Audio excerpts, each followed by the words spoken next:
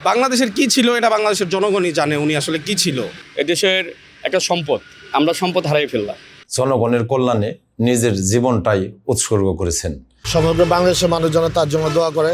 খালেদা জিয়া শুধু একটি নাম না, তিনি ছিলেন গণতান্ত্রিক বাংলাদেশের প্রতিচ্ছবি। আজকে তার প্রয়াণে আমরা গভীরভাবে শোকাহত। অনেস্ট একটা ব্যক্তি ছিল, খুব ভালো মানুষ ছিল। ওনার রাজনৈতিক জীবন, ওনার কথাবার্তা, আচার আচরণ, উনি দেশের মানুষের কথা বলছে, উনি মানুষের ভালো চাইছে।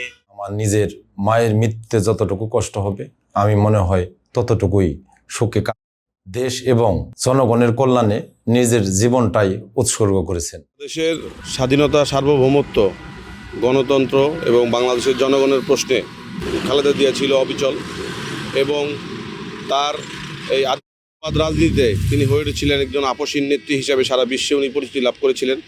আজকে তার আমরা গভীরভাবে শোকাহত। অত্যন্ত চৌকস নেতৃত্ব দিয়েছেন এবং বলিষ্ঠ নেতৃত্বের কারণেই বাংলাদেশ একটি সমৃদ্ধশীল দেশ হিসেবে তিনি গড়ে তুলতে পেরেছিলেন।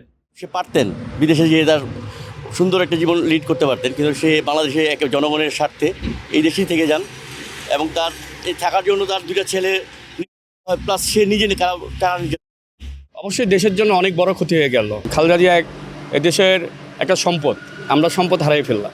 দেশ একটা মাকে হারালো, তার যে অপূর্ণতা এটা কিভাবে পূরণ করবে দেশবাসী এখন নিজে বিবেচনা করবে। রাব্বুল আলামিনের কাছে দোয়া করব, সমগ্র বাংলাদেশের মানুষজন তার জন্য দোয়া করে, আল্লাহ যেন তাকে বেহেশত নসিব করেন। খালেদা জিয়া শুধু একটি নাম না, তিনি ছিলেন গণতান্ত্রিক বাংলাদেশের প্রতিচ্ছবি।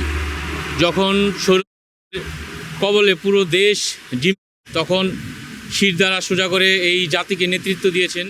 বাংলাদেশের কি ছিল এটা বাংলাদেশের জনগণই জানে উনি আসলে কি ছিল। উনি সব কিছুর ঊর্ধ্বে ছিল, ওনার আসলে কথা বলে শেষ করার মতো না।